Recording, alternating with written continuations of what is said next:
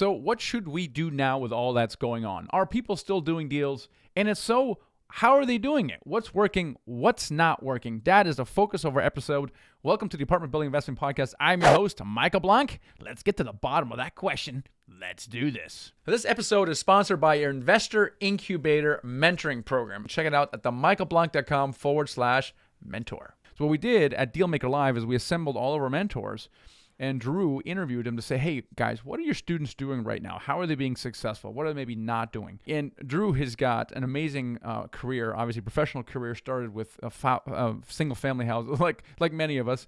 Now he controls over 2,200 units. He heads up our mentoring program. He also heads up the development of the syndicated deal analyzer and has contributed in many other fantastic ways to the organization. Really great guy. So he's going to moderate this panel with our mentorship team to get to the bottom of the question, what's working now to get deals done? Let's go. How's it going? Good, Michael. Thanks. Awesome. What is working right now? Absolutely. Well, thanks, Michael, for having us here. We're really excited. Myself and these other mentors, we spend hours and hours every month leading our students. We are the generals leading our students into the multifamily syndication battle. And collectively, we've had a lot of conversations, and we are just ready to share everything that we have learned and the things that we are doing to see our students that are being successful today and are taking action today. So let me do a quick round of introductions here. Let's start with Todd Dexheimer. He is a fellow Minnesotan, lives actually just down the street from me. He owns tens of millions of dollars in assets in Minnesota, Wisconsin, Kentucky, Ohio, and then most recently we did a deal in Tennessee together. He has a whole platform. He's the host of what's called Pillars of Wealth Creation. He does coaching for our multifamily investors. He's passionate about teaching others. And in fact, before he became a mentor, he was a high school industrial teacher and has experience across the real estate board from flipping properties to do large multifamily syndication. Brad Tacia, one of our Michigan mentoring students who have moved into who moved into full-time investor, building investor relationships and doing multifamily syndication since 2017. We also have Phil Capron here. Now, Phil has a pretty incredible journey to where he's been here. He was a drummer on a punk rock band. He was a professional poker player, and he served honorably as a naval special warfare combatant, craft crewman, and now is one of our multifamily mentors in our program. He's completed hundreds of units. And one of my favorite phrases is, where there's a Phil, there's a way. And we're going to talk about exactly why that has happened. When Phil gets at something, he's going to figure it out. And lastly, we have Matt Brawner. He is another Minnesotan who manages deals up in here. Matt and I met each other years ago. We've done deals in Minnesota and are actively working together to do deals across the Mid-South. And every one of these guys have some fantastic successes working with coaching students and seeing them getting their deals done and going on to do some amazing large things. So we're creating our own competitors right here, Michael. Every day we're putting out these coaching students that they're going to be chasing us here in a few years. So That's right. We love it. Absolutely. Well, I want to start with Matt Brawner here. Matt, you're one of our newest mentors into the program. And so you have a very green crop of coaching students. Tell me some of the successes that they've had over just so far in 2020, despite all of the challenges that have happened in the marketplace. What have you been seeing? I think the students that I'm seeing that have had the most success are those that are frankly leveraging the pause in the market. I've heard people refer to this time in the market as the Seinfeld time, because Seinfeld was a show about nothing. There was a whole lot of nothing going on in the market. But a lot of students that I saw be successful who would struggle maybe to get the right brokers to pick up the phone, who would struggle to connect with other lenders, recognize that because no one was doing anything, frankly, especially back in like April and May, there was a lot of time where people had to pick up the phone. And because this was so new, it happened so quickly.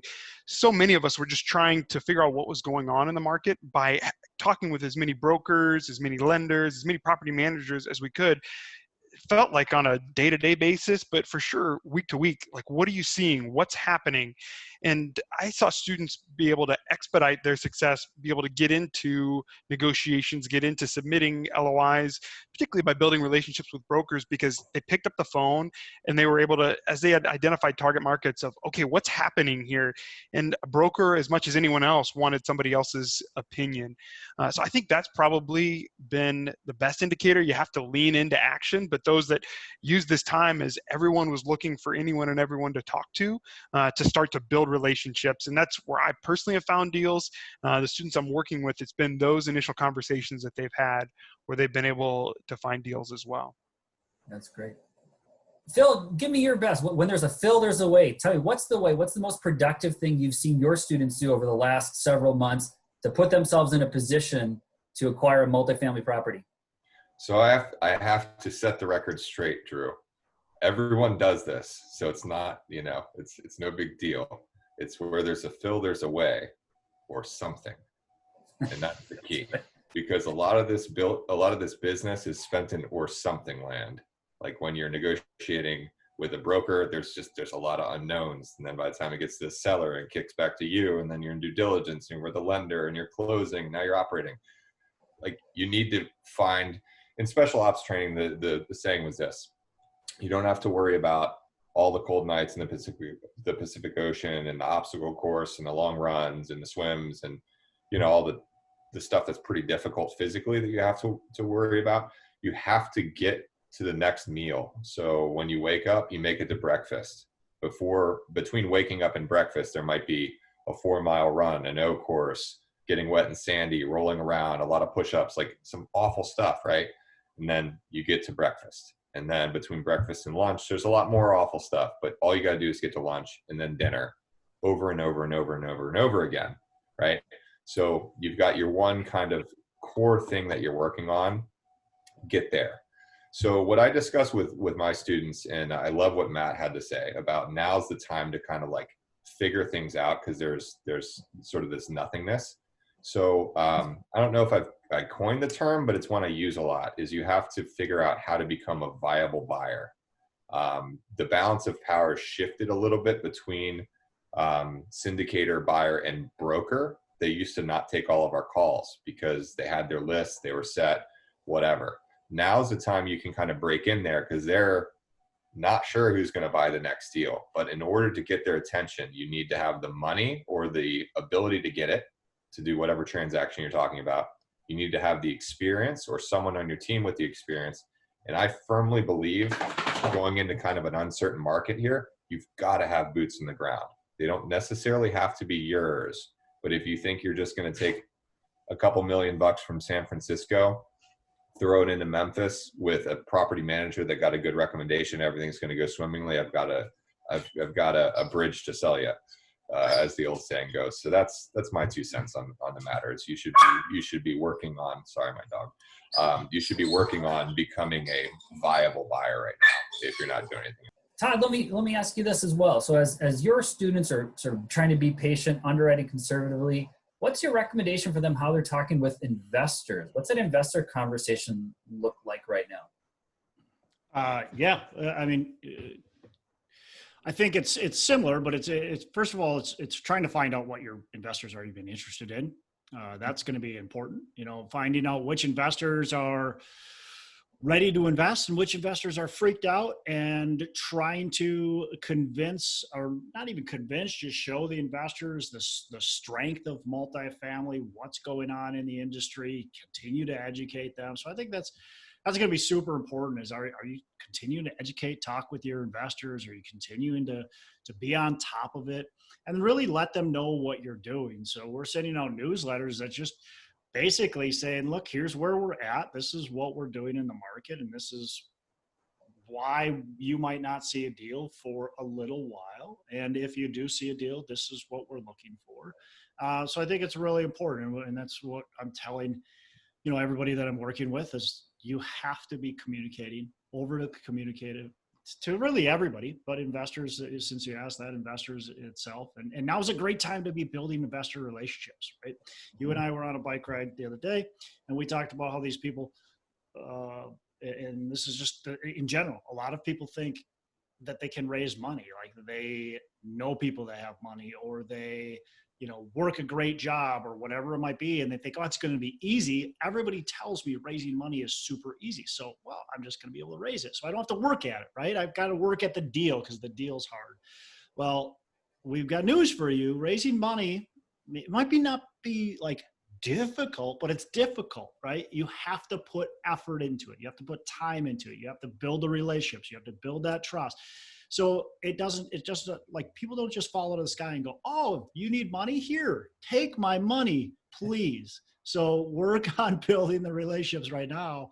And that way, when the deals do come, which they will, then you're ready to go. Who wants to get a deal under contract, needs to raise $5 million, and they have, $200,000? Brad, let me ask you a question. I know that it's one of the hardest things to do is be patient and stick to your conservative underwriting. As the capital markets has changed, as some of the lending parameters have been able to impact how we do our valuations, how are you communicating that to your students? What's been your recommendation for their underwriting conservatism? Well, just like everyone's getting at, networking is key right now. So that means brokers, property managers, investors. It also means mortgage brokers. So keep in touch with your mortgage broker, see how things are changing with lending terms. So see if the down payments are changing, see if the reserves, if they're asking for more reserves, interest rates, amortizations, all those type of details. We need to get those in our SDAs so that our underwriting is correct. So not only conservative, but it's, accurate, correct. So it just goes along with the networking that we're doubling down on right now. Yeah, that makes sense. Matt, I want to have you jump in. So in addition to doing both great debt and equity syndications, you also run your own property management firm. What are you seeing from your side of the business as you look at both underwriting deals and managing a portfolio of multifamily assets? How do those things overlap? Or how do one of those things inform each other? I think anytime you're involved with the management, it just gives you a great understanding of how apartments operate at a fundamental level. Drew, I always like that in a lot of our coaching calls, particularly as you rolled out the SDA, you'll joke with students and say, I can make this model show you anything you want to based on what I put in, really for the rents of the area. We can overcome a lot with that, but it comes down to what's your understanding of those rents. And then he's not here today, but another great guy to talk to is Garrett Lynch. And Garrett was walking through as we were on a recent coaching call talking about, I don't really trust CoStar. I don't trust Rentometer. Like, these are great places to get maybe an initial indication, but there's no substitute for being able to understand, like, what is street rent right now? And it's what makes your property manager so valuable. It's been a huge asset to me here in Minnesota, being able to watch how my properties continue to operate over time. We're cautiously optimistic right now. I think every property manager and every ultimate owner is asking themselves, are my tenants paying me with their money that they earned, or are they paying me with a government money? So August is kind of the next key data point. It seems like we're always kicking the ball down the road, like, all right, we'll see how things go in April. Then it was June. Now it's going to be August, assuming these extra unemployment benefits expire. We've seen traffic die down, but we are seeing more serious shoppers out there because we're still leasing units. We haven't had to cut back on our rents. We're not being as aggressive with our rent bumps just in terms of how we're operating that. But whether or not you're doing the management yourself, we own our own management company, which just kind of evolved over time. But it also just speaks to the students that I see doing well are really developing a relationship with the property manager, because it's what helps them understand the fundamentals of a deal faster. I got a follow-up question. I don't know who wants to take it, but obviously we're still doing deals. Students are still doing deals, but we have to do them a little differently, both regards to the underwriting and also with possible contract terms. Does someone want to talk about the differences in underwriting that we're having to incorporate into the syndicated deal analyzer? And maybe someone else talk about, hey, what are the contract terms we really want to see if we're going to go into a contract right now? Well, I'll tell you what I'm looking at when I'm looking at, underwriting deals, and kind of the conversations we're having is essentially, look, we can't count on rents going up. I don't think we can pro forma rents going up over the next couple of years. Now, could we pro forma taking over a property that has rents at $500 a unit where market is at, $700 a unit. Sure, we could pro forma showing that growth, but we don't want to show the top end growth continuing to grow. I think that's being responsible to your investors and yourself. And we also want to be careful, even if we see that big gap, right? We get this, 800 to 1,000 or whatever it is, this big gap. It's going to take us a lot longer to get there, right? It's going to take us a lot longer to actually go from 800 to 1,000 than we would have pre-coronavirus. People aren't just going to want their rents raised. And actually, one thing I'll notice is we have communicated with our investor, or sorry, with our tenants, and found a lot of actually people wanting the nicer units. They're okay with paying higher rents. Like right when this thing happened, we're like, oh, let's stop. No more construction. No more raising rents. Oh, we're not going to be able to raise anybody's rents. Well, guess what? Now we have like 10% of our leases just recently over the last month that we've raised rents by anywhere between 5 to 30%. We've got an additional chunk of rents that we're raising now. And these are just like organic rents, their leases were up and we're raising we didn't remodel, and we're doing remodels and we're seeing people go, hey, I want that versus the crappy unit. So, and I'm willing to pay. Yeah. One of the most amazing things that I'm telling students is that we are living in the time when multifamily is going to come out as one of the strongest assets in real estate. I have friends that own office buildings, they own retail, they own medical, and they're getting hammered, right? They're getting hammered. So I think we're living in a data point that will further cement the multifamily asset as a conservative, reasonable, really just performing asset through thick and thin. And so I think that's part of the reasons that we tend to play. We tell we're crossing our fingers, Todd, but that's the reason we tend to play in this asset class, right? Moving students forward to say, look, you need to be taking action. These assets are performing significantly better than what we had anticipated, right? It weathers the storms of economic disruptions well. And that's why we like this asset class as a good long-term asset that produces cash and performs really well. Well, I think the only thing I'd add on to that, Drew, would be the one thing I'm watching as we come out of this in certain markets. As we look at where we want to go, we want to look at places that are expanding in population, places that are expanding in jobs, and those that have landlord-friendly rental laws. And there are a number of markets, some even in Texas, which was considered, the ultimate place you could be, where they've started to add different restrictions, even on the cities that did pull back on their eviction moratoriums.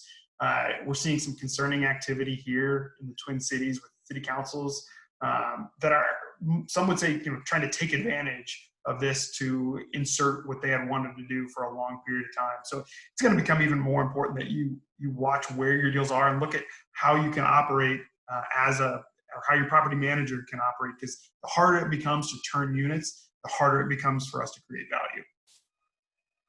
And if you think about it, if we have more lockdowns coming, where is everyone going to spend all their time? Not in the retail, not in the office. They're going to be in their apartments, right?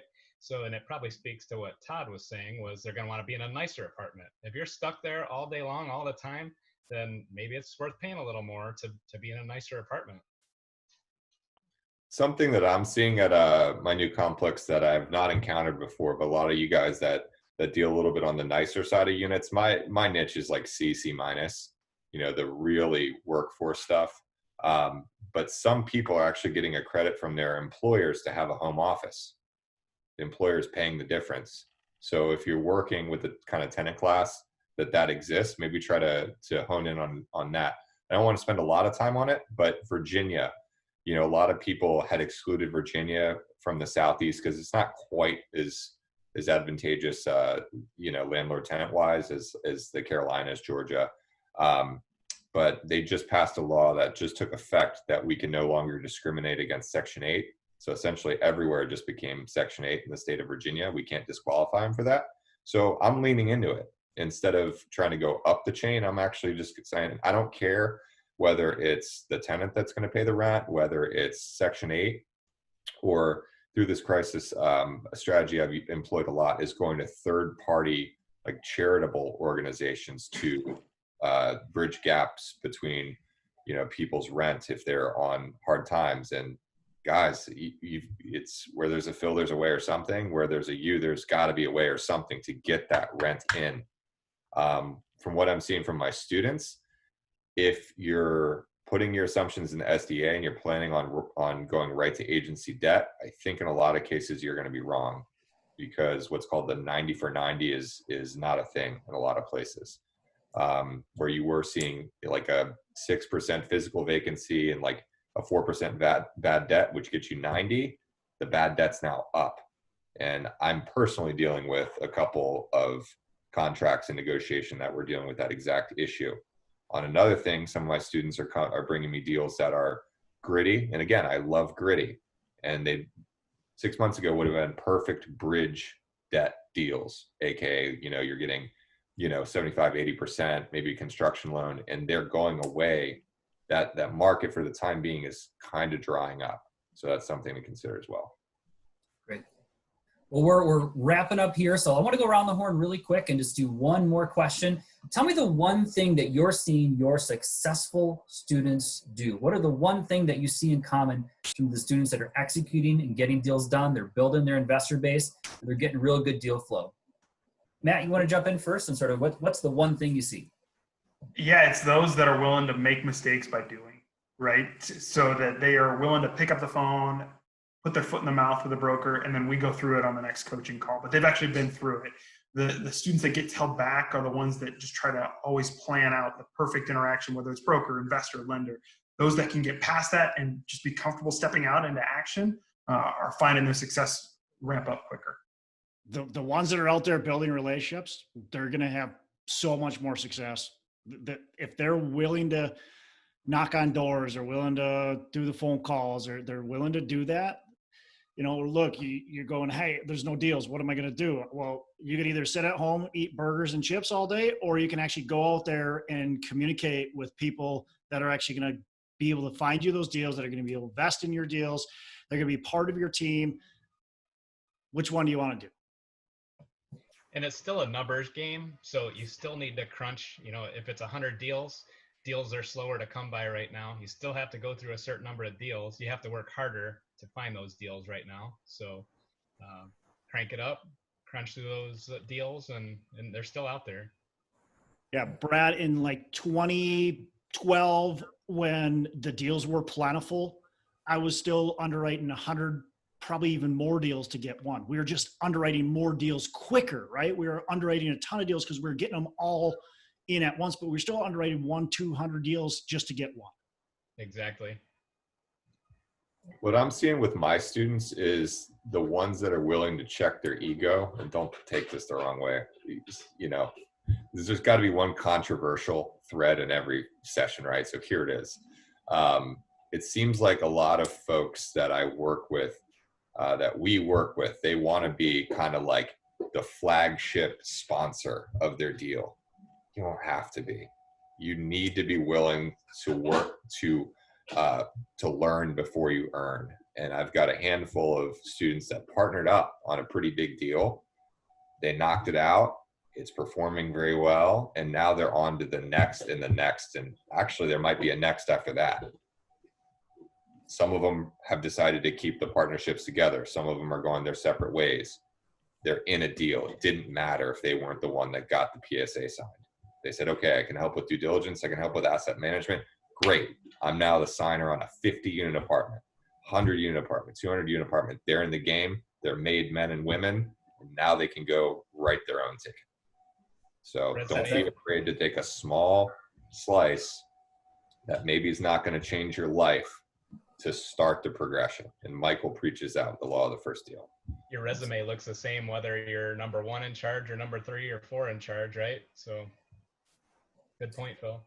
There's no substitute for action, and there's no substitute for experience. Yeah, I mean, I think if I hear a common thread from all of you guys, and this is, I've observed this also, it's not someone's experience, it's not someone's their money, it's not someone's relationships. While those things, the absence or presence accelerates or slows someone down, the one thing I see over and over again that they all have in common is hustle. That's it. And you just named examples of that. I think if someone does not take responsibility for themselves, is unwilling to put in some kind of work, it's not being successful.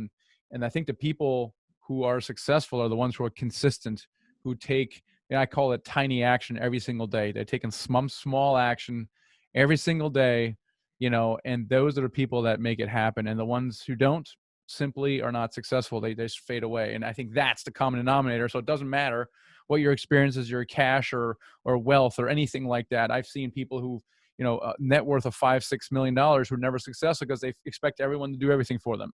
And sometimes you can throw the money at the problem, but sometimes you actually have to do something yourself. And to me, that's kind of encouraging because that means that people can be successful with this, whether they have real estate investing experience or not, whether they have money or not.